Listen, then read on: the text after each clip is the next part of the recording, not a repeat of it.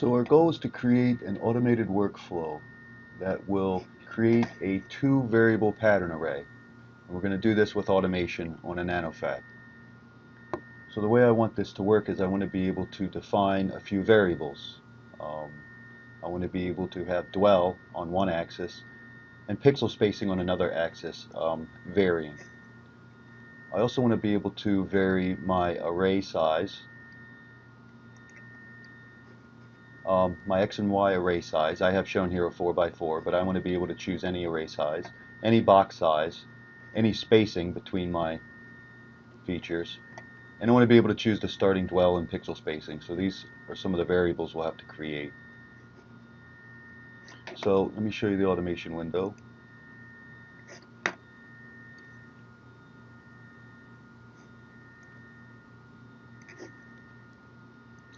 Starts with a blank sheet. We're going to say new.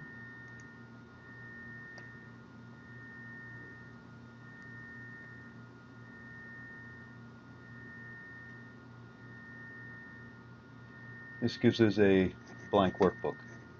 So let me maximize this. It always starts with a sequence, but I prefer to use the flowchart, so I'm just going to delete that. And our activities can be found on the left-hand side. Our Windows activities are on the top half. I can select flowchart, bring that out, just drop it. All our NanoFab activities are down here, grabbing an image, for example. So first I want to define my variables that I know I'm going to use, and we do that just by clicking the variable tab at the bottom. I know that these are some of the variables that I want to use, so I'm going to go ahead and just create them right at the beginning.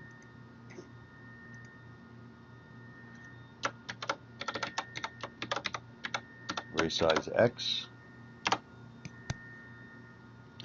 and the array size, obviously we have to set the variable type. The array size is going to be an integer, so we can just select that from the pull down.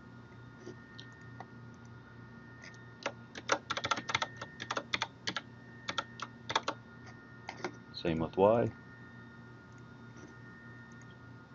Also need a box size X,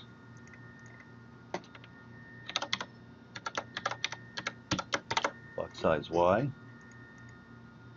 Now the size, we don't want to make integers because I may want a box size of 1.2 microns, so we want that to be a double. It doesn't show in the list, so I have to browse to find that. And up here I can just type double. It'll find it.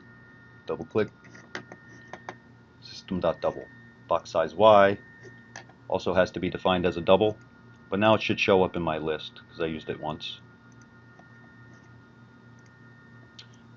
I'll also need the box spacing.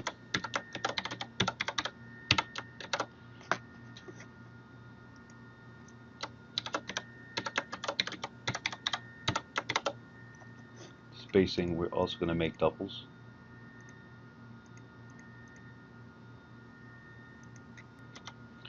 And we're also going to need our variables. We're going to vary in our array, so that would be the dwell. Has to be a double. And pixel spacing. I'll have to define that as a double.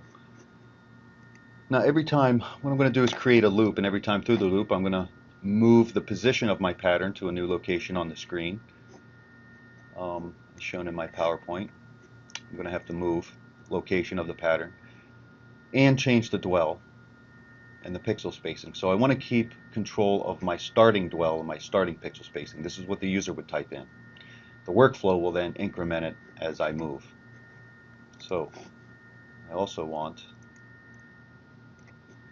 I'll call it dwell start.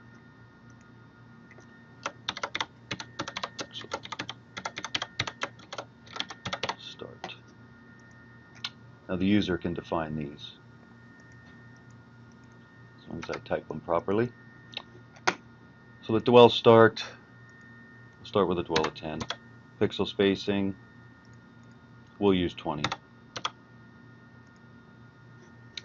It's complaining because I defined a dwell as a string, and it doesn't like my default value, so dwell start obviously is a double, and pixel spacing is also a double. I correct the error, and the little red mark goes away. Put in some defaults for the other values a while, so we'll start with a 4x4 array. Box sizing, I'll be using neons. We're going to keep these boxes small due to my low beam current. We use a quarter. Spacing, we can also use a quarter micron. We could change these variables at any time. This dwell and this pixel spacing will be defined by the workflow, so I don't have to put a default in there. Now to do the mill, we'll have to bring out our milling activities. We actually need two activities. I'll show you what they are. So under our patterning section and under patterns, we need to bring out one called create scan parameters. These will be the scanning parameters used for the mill, and then we have which pattern we want to mill. Rectangle, ellipse, poly, do bitmaps. In this case, we're just going to do the rectangle pattern. We just drag these out. Selecting either one will show its properties, and we're going to have to define these properties.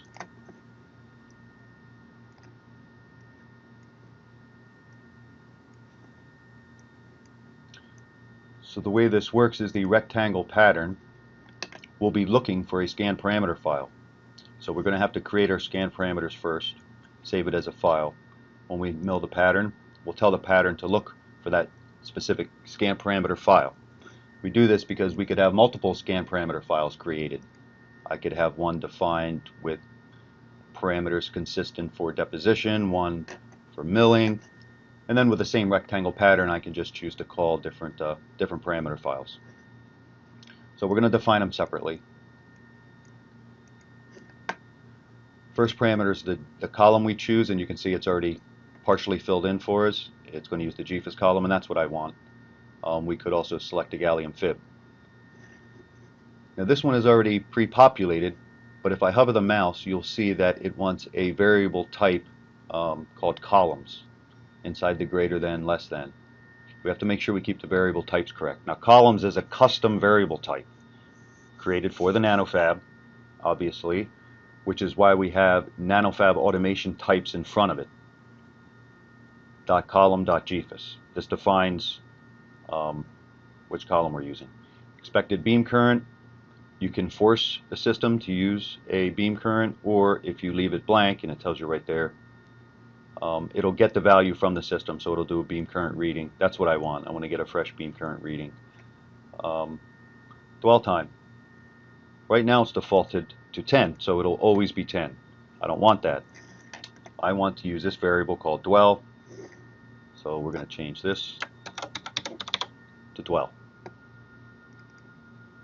Now right now dwell is not defined. Dwell start is. So what I really need to do is I need to assign those.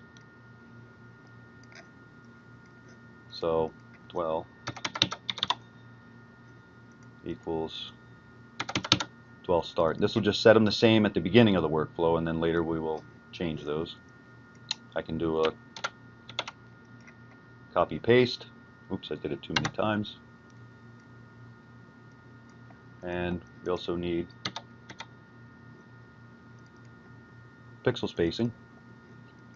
And we'll make that equal to pixel spacing start. Pixel spacing start has a value 20, so I'm just setting them equal to begin. Now it's giving me an error right now because it's telling me I don't have a start node. That's because I don't have anything hooked up yet. I'm just still getting ready, so we can ignore that error for right now. So back clicking on scan parameters, we have our dwell. We don't want to apply a preset. We can choose a preset set of conditions to have the system drive to, but we're going to use whatever settings are currently present. Acquire image, I'm going to set this false. What this does is shows the mill occurring inside the mill box. Now I'm going to need to save this file as a result. So what I have to do is I have to create this first. It wants to save it as a variable type called iScan parameters. So I have to create this. So these are my scan parameters. And this is a custom variable type called iScan parameter. So I'm going to start typing that. iScan, right there it is.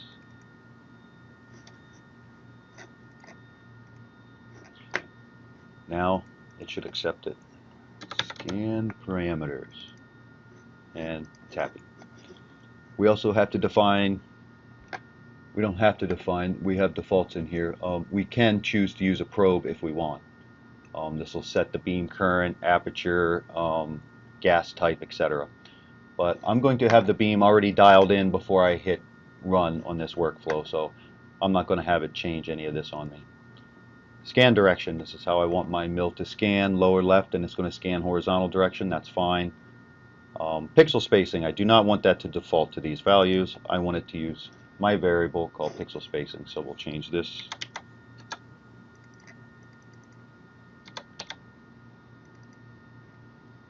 These are fine. The scanning style is raster. Let me just show you how you would change this. If I just backspace, context sensitive help will give me the options I could choose from, line scan, raster, or serpentine. You just double click. If you type something that it doesn't like, you'll get the red mark and you'll have to correct it.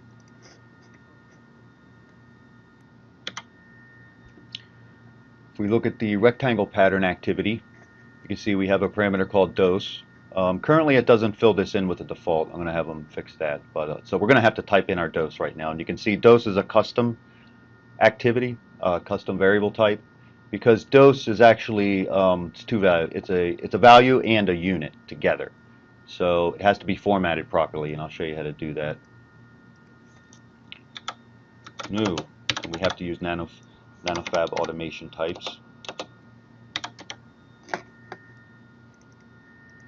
And this is a pattern dose.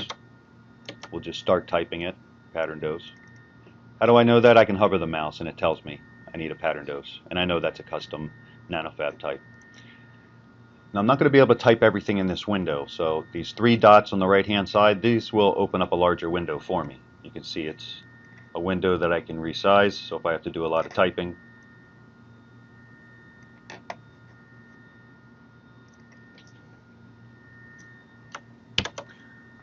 okay, now we want value, comma, unit. So we'll start with a value of, say, 0.5. We'll do 0.5 nanocoulombs per square micron. So it'll be 0.5, comma, again, NanoFab automation types. And here we want the dwell unit.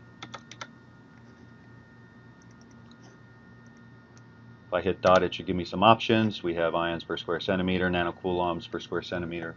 Nanocoulombs, we could do just a number of repeats. If you just want to do one scan, you would use this, or you could do time in seconds, but I'm going to use nanocoulombs per square micron. Close the parentheses. Red mark went away. Okay, so it likes the formatting. I had to use NanoFab automation types in front of pattern dose and in front of the dwell unit to get the context sensitive help to fill in for me. But really it is a value, 0.5, and a unit, which is nanocoulomb per square micron. Enabled, we're going to set this to true. We could have several patterns, and we could enable several at the same time or just one at a time. In this case, I just have one pattern. We're going to enable it here. GIS parameters, we're not using GIS, so I'm just going to leave this blank. I can give this mill a name if I want. This is just mill. I don't have to. Scan parameters. Which scan parameters am I going to use? Well, I only created one set of scan parameters and I called them scan parameters. I could have scan parameters 1, 2, 3, as many as I wanted. Tell it to use these parameters. Now I'm also going to end up with a result here as well. So the result of this will be the rectangle mill pattern plus the scan parameters wrapped into a variable type called iPatternShape. So I'll have to create this. I'm going to call it rectangle mill. And we're going to have to browse, and that's an I pattern shape. We just start typing it. Right there it is. You can also have a group of patterns, but I'm doing a single shape. I pattern shape, okay. And the result here.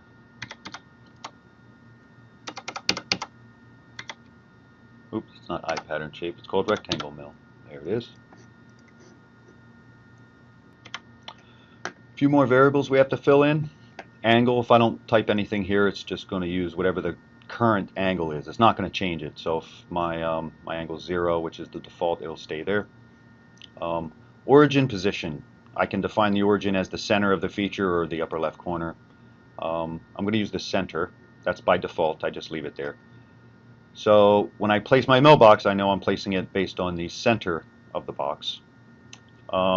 Two things I have to define yet here are the size of the mailbox, which is also a custom type size, and the center, which is the location, really, the XY location, and that's a point variable. Point variable is an XY coordinate. So to define the center, we're going to need a new NanoFab automation type, and this was a point. So dot point, and a point would be, for example, 1, 1, XY coordinate. So if I were to position the mailbox with this coordinate, I would be 1 micron to the right of screen center and 1 micron above screen center. Because the center is 0, 0. If I wanted to position a mailbox on the left side of the screen, I would have to use a negative here. Now I don't want to use an absolute position. I'm going to change the position of my mailbox on the screen. I'm going to move from left to right, and then I'm going to reset down, and I'm going to do my entire array X and Y regardless of its size. So I need this to be a variable.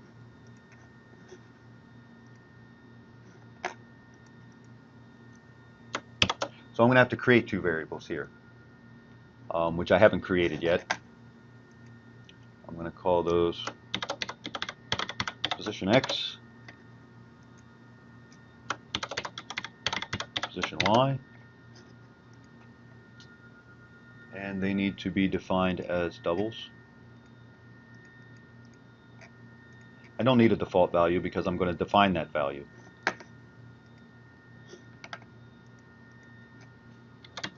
Position X, comma, position Y. We'll close that, and it's happy. I got my formatting correct. I have no error.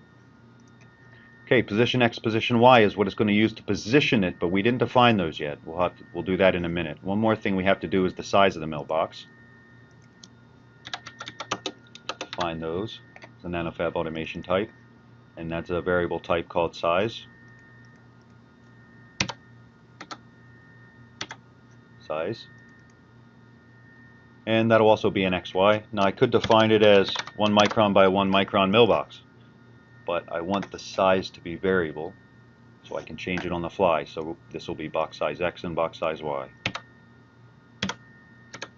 Box size X.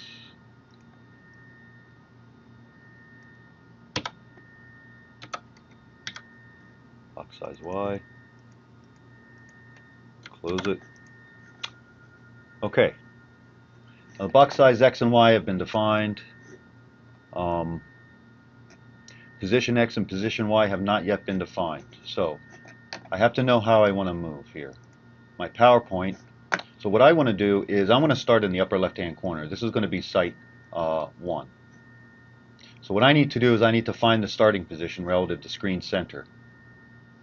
I know screen center is going to be 0, 0. So my answer is going to be in the negative X direction, positive Y direction. Easy way to do this for me is to, using my variables, is to first find the width of the array. And I can simply multiply the array size by the width in X. Then I can multiply the array size minus 1, which will be the number of spaces, times the spacing. This formula will give me the width of my array, regardless of how I change these variables. And this will be important when I set field of view, because anytime you pattern, you want to have your field of view set properly. You don't want to be zoomed in too far. You won't be able to put your mailboxes on the screen, and zoomed out too far, you won't be able to monitor what's going on. So this would be a good formula. This would put the mailboxes right at the edge of the field of view. So what I'd probably do is multiply this by a 1.5 to make the number a little bit larger. This number will be used for field of view, so a larger number in the field of view box would mean I would be zooming out a little bit. So, but this is not what I want to find yet. I want to find my starting point. So if we take this formula and we just divide it by 2, we'll get the distance from screen center to the edge of the array. If we then subtract half of a box, and I know those dimensions, that puts me to the right x coordinate, but the wrong polarity. Then I just multiply this whole formula by -1. So this is how I can find my x starting position. And regardless of these variables, it'll always put me at this position. Now, because I'm starting in the upper left corner, I have to multiply by -1, but when I do y, it's going to be the same formula except for the -1. So now I know how to find my starting position for x and y. Now I have to define that in my workflow. So to do that, I'm just going to bring in 2 more assign boxes.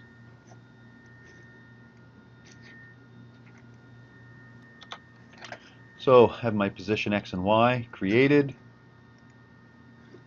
using them in my parameter. They have to be defined. So position x. And I'm just going to use that same formula I showed you a minute ago. We're going to need extra typing room. I could type up here, or I could open up this window, which gives me a lot of typing room, which I'm going to need because I'll be typing in this formula basically. So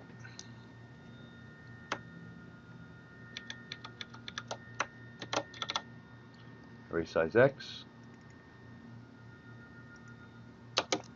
times box size x plus array size x -1, which is the number of spaces, times the box spacing x divided by 2, and we subtract out half of a box size. Half of a box size, we'll take that times 0.5. Okay, and then we have to take this whole thing times -1.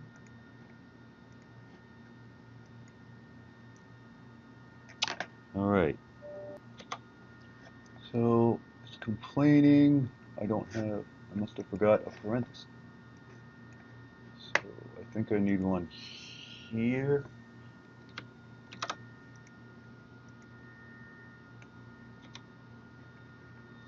Okay, I have an error in here. Oh.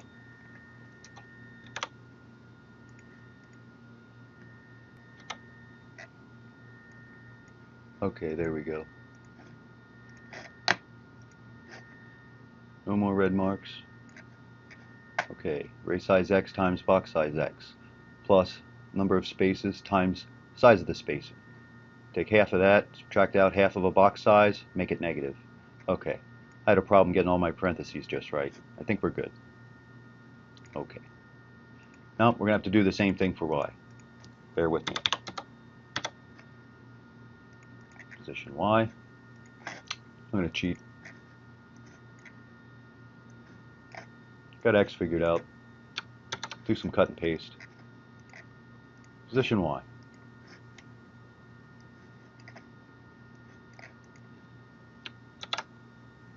There we go.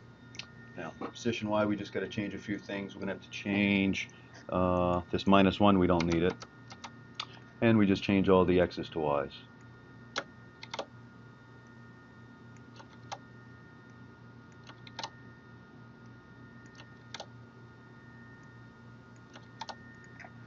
Okay. Now we have our position X, position Y defined, so we can hook these up. Define those right at the beginning. The workflow will follow the arrows. Position X, position Y.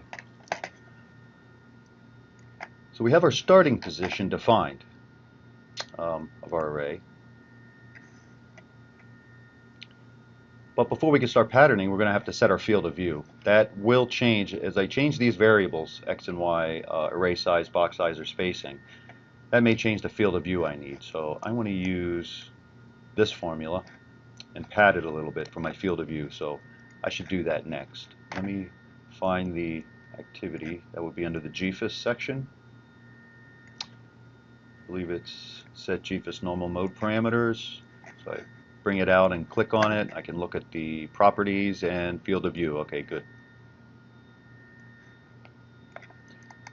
So we'll do this next.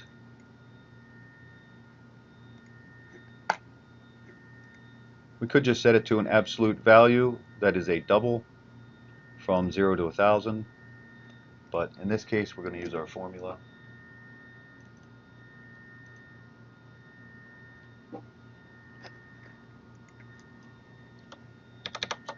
That would be array size X times box size X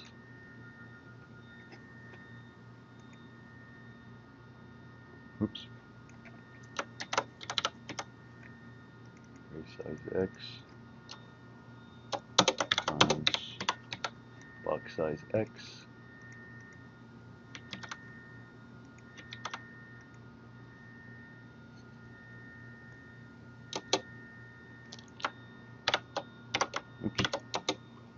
plus array size X minus 1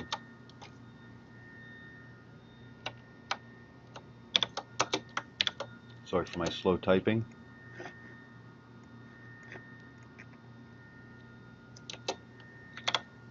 box spacing X. Okay.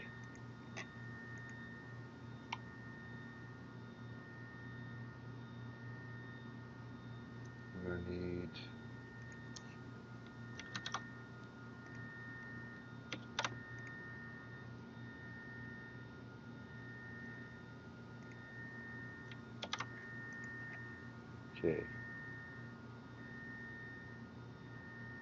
Okay, so this is the formula for my width, if I'm correct. Spacing X, yep, okay. And this is just the width of our array. But, as I said, this will put my mill box right at the edge of my field of view. I need to pad this a little bit. So, we'll take this whole answer and multiply it by 1.5. That'll make it a little bit bigger.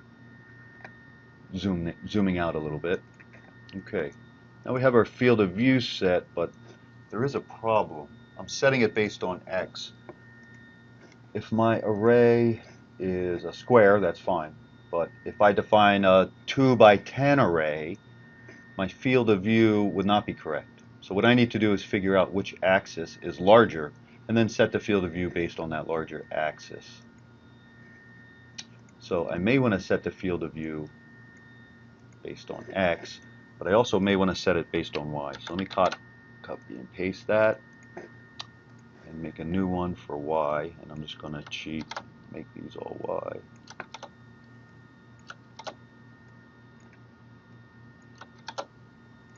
Okay, so I have one that sets Y, one that sets field of view based on X. Delete that. Well, now I need an if statement. Drag that in.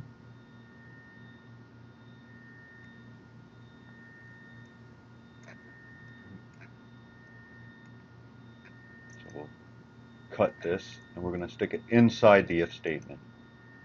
Paste. I'm going to go back one level, grab the other one. Go back into my if statement, paste. So if the condition I put here is true, it'll set field of view based on X, else it'll use Y. So the condition I could set up could be anything. I could measure this in several ways, but we already found position X and position Y. And if we take the absolute value of position X and position Y, whichever one has a greater absolute value will tell me which axis has the larger array size. So I can simply do that. I'll do that. If position X is greater than position Y. If X is greater, then we'll set it based on X. But we want to make sure we take the absolute value. Otherwise, X is negative. It'll always be smaller than the Y value.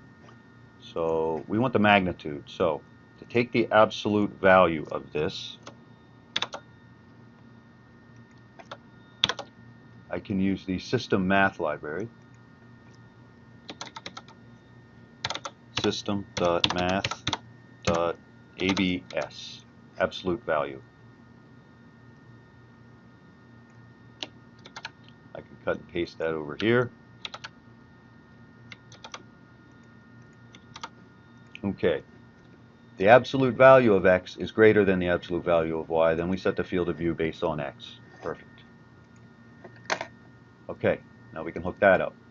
As a reminder of what's inside this if statement, I'll just put FOV. This is where I'm setting my field of view. So I have my starting position, I have my field of view. Next thing I want to do is grab an image. I want a fresh image grab before I start patterning. Simply bring it out, hook it up. Grab activity has no properties. When it's executed, it just would be equivalent of pushing the grab button on the knob panel or hitting grab in Zen. It'll grab an image with whatever scan settings you currently have selected. So I'm going to set this up manually beforehand, so it'll just use whatever scan settings I left behind. That'll be fine.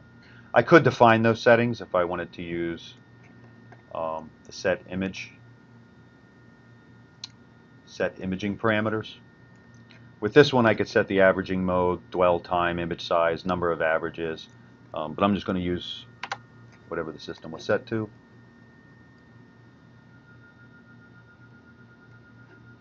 Now we can hook up our other variables.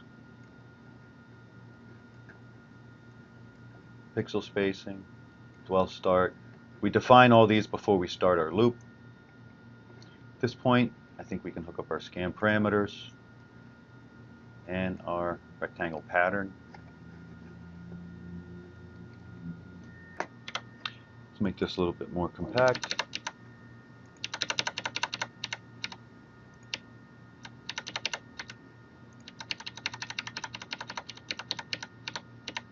Okay.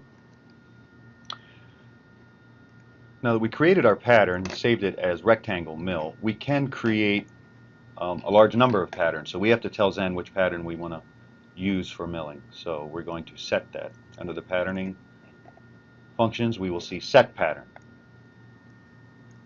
Here we can set, I only have one defined, one eye pattern shape defined. Currently it's called rectangle mill, so we'll select that. We set the pattern, then the start pattern activity will actually send the command to Zen to start this pattern. It's going to start the pattern in the upper left hand corner because that's how we define position X, position Y in our rectangle pattern. After that pattern is completed, what we need to do is update the position of position X and Y, increment the dwell and increment the pixel spacing, loop back in and recreate these scan parameters for the next mill. So when we execute the start pattern, there may be, some of these patterns can take quite a long time, so we do not pause the workflow automatically when you start patterning. I may want to do some other things, monitor chamber pressure or whatever. So if I want the workflow to pause at this point, I have to use another activity called wait for pattern to complete. Now I could stick a bunch of activities in here and do some things and then wait for it to complete, or I could have this activity immediately after. But this basically means pause until you're done patterning and then continue the workflow. And this is what we want to happen in this case. So at this point, the first pattern should be completed, milled. Now what I need to do is I need to move over basically one pitch. And I know a pitch is equal to one box size X plus one box spacing X. That would move me to this location. Also, I need to keep track of how many times I do this. I need a counter. Because if my counter is greater than my array size, I know that I'm done with that row. In that case, I'd need to reset my counter and increment in the Y direction, which would be one spacing and one box size. So let's do that. I need some counters. So let me create those. I'll have a counter X, and I'll just make that an integer. And I'll need one for Y.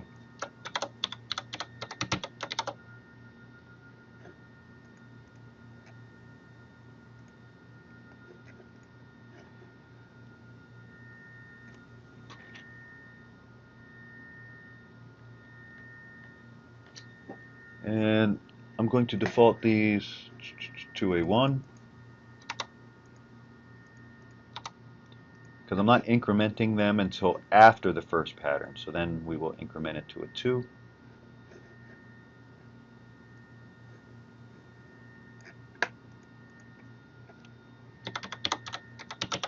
So we completed our first one. Now we need to increment X. Counter X equals counter X plus 1.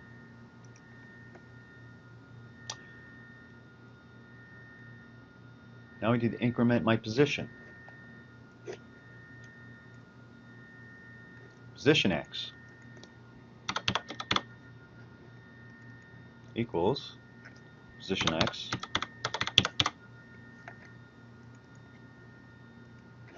and as I showed you in this PowerPoint here, I think I have it defined. Here we go. To increment to the new position, it's really just the old position plus a space and a box size. Let's open up the bigger window.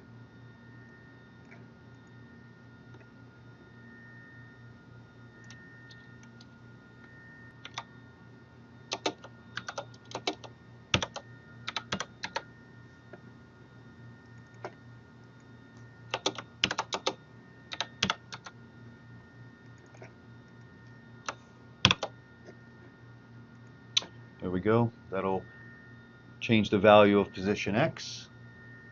Now, I need to know if I'm at the end. So I'm going to need to add an if statement to know when I'm at the end of my array. I'm going to have to look at the position of the counter. So I'm going to bring out an if statement. We'll hook that up. To use the if statement, we have to double click it to go inside of it. I'm going to say if counter X is greater than array size X, well then I know I'm done. I'm at the end of that row. So at that point I need to reset a few things. So I'm going to do a few things. So I'm going to take a sequence, throw it in here. Oops. Try again. And I'm going to have to assign a bunch of variables.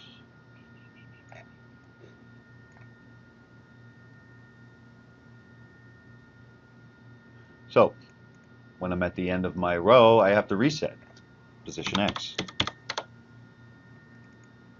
I want to reset it to the value I started with. So I can find that here. We're just going to cut and paste that in because we're just starting over.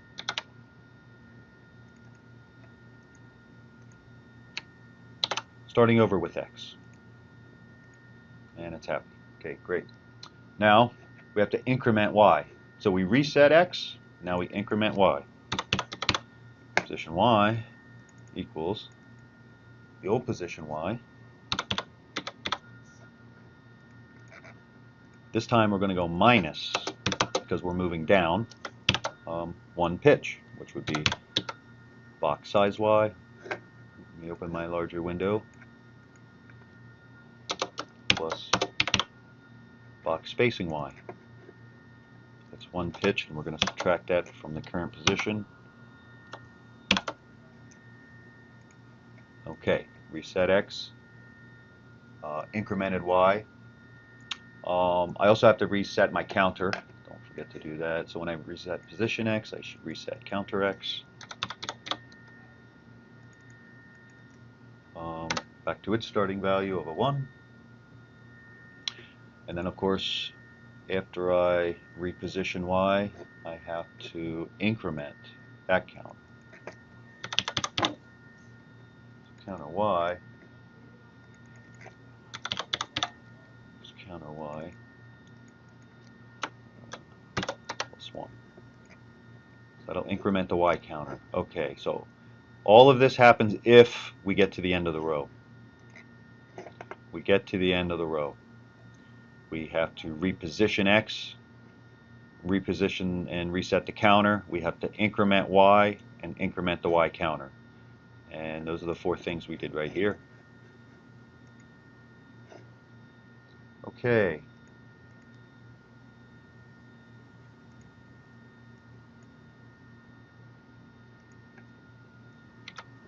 Alright, we'll call this end of row. Oops, can't type. Well, we're going to need another check as well, because we could be at the end of the column. Once we increment Y until the Y counter is greater than the array size in Y, well then we're done. So we'll need to stop the workflow. So I need another if statement. And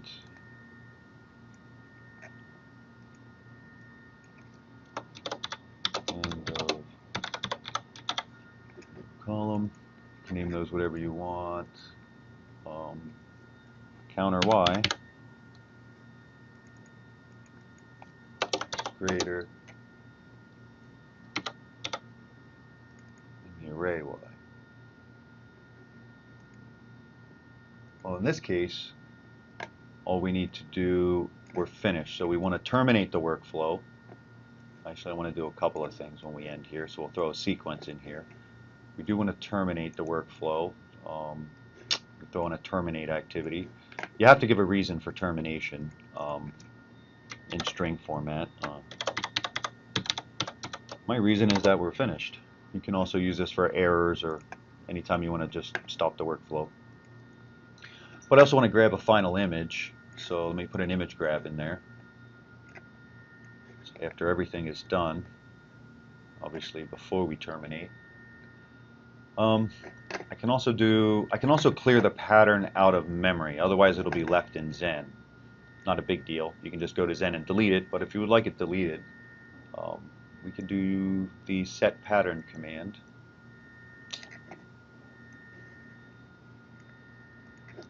And we just set it to nothing. That'll clear the pattern out of memory. And then we will end. And this only happens when the Y counter is greater than the array and we're finished. Okay. 2 more things we have to do before we re-loop. Make this a little bigger.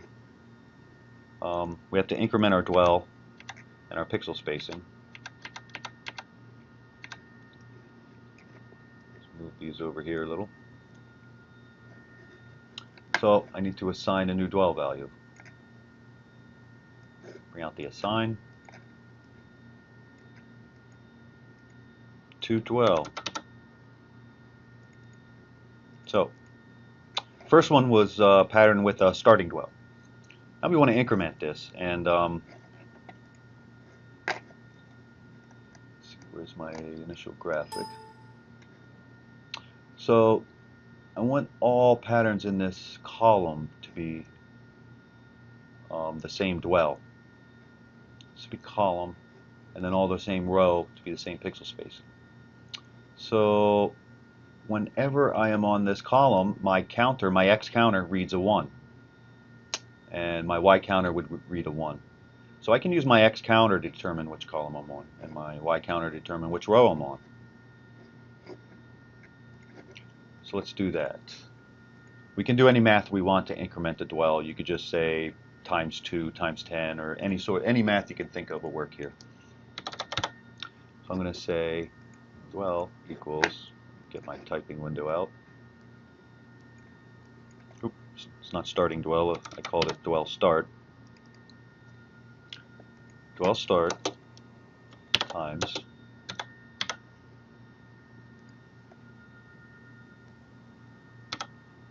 counter X.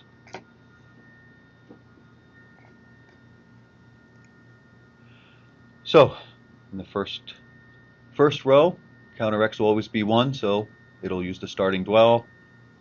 Next one will be, well, it's going to look just like my PowerPoint here. This would be 2 times the starting dwell, so this would be 20. 3 times the starting dwell, which would be 30, 40. Perfect. All right, now we have to increment the pixel spacing.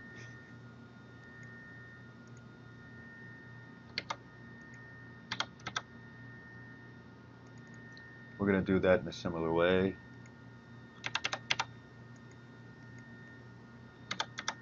Pixel spacing start times counter Y. Okay, now we need to loop back in at this point. We finished our pattern. We updated our position XY, updated our dwell, our pixel spacing. We're going to come back in, and when we recreate these scan parameters, it's going to use the new dwell because we updated it, and the new pixel spacing value. And then when we create the rectangle pattern, it's going to use the new position X and Y. Then it'll set that, start it, wait, increment, and this is our workflow. So let's give it a try.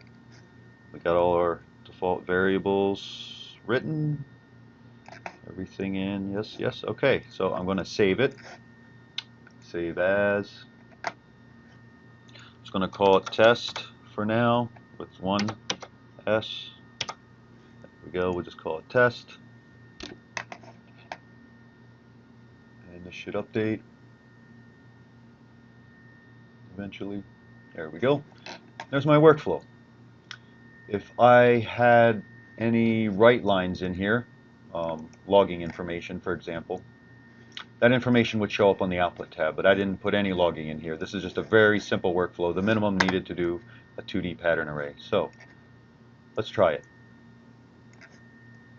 At this point, all we have to do is hit start, but first let me make sure. Still have a beam. There we go. Still have a beam. This is neon. About 9 picoamps, and my variables are set for, I believe, a 4x4 grid. 0.25, 0.25. Let's start with a 3x3 first. This will go faster just to see if it works. Start.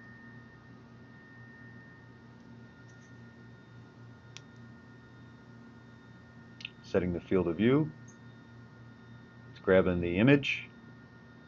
It shows a field of view of 1.9 microns. There you can see the first pattern on the screen.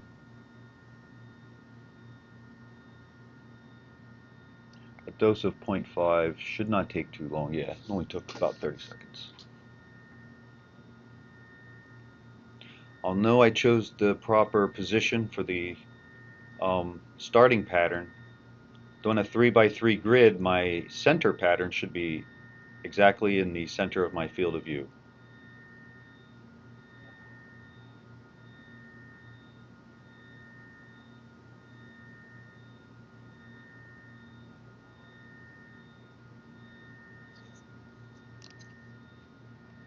We can watch the workflow as it's running,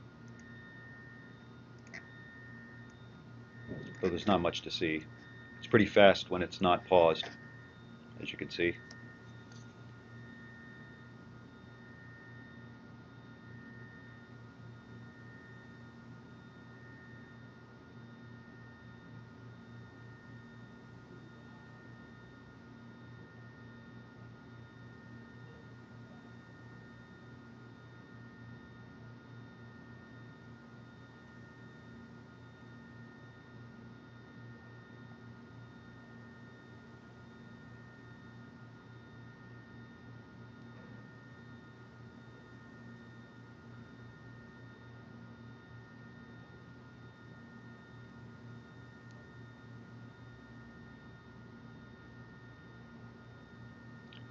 There we go. 2D pattern array. Pixel spacing is definitely varying. On this other axis, I'm varying my dwell time. That'll be hard to see doing a mill. Ideally, you would vary the dwell time when you're doing deposition or GIS work is where you would see that difference. But looks like it worked. Now let's give this workflow a real test. Let's change some of these variables and make sure the array stays centered and everything works. We'll go to say a 4 by 2. We'll do a 0.2 box size by a 0.3. I'll keep my spacing the same.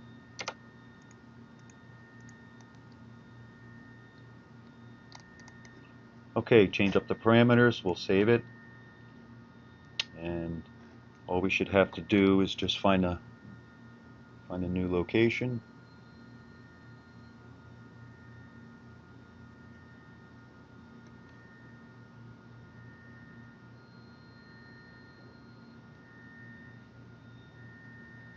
Here we go. All right, let's try it again. It chose a field of view of 2.3 microns this time. And I chose an odd-sized array. 4 by 2. But it should be able to center that in my field of view.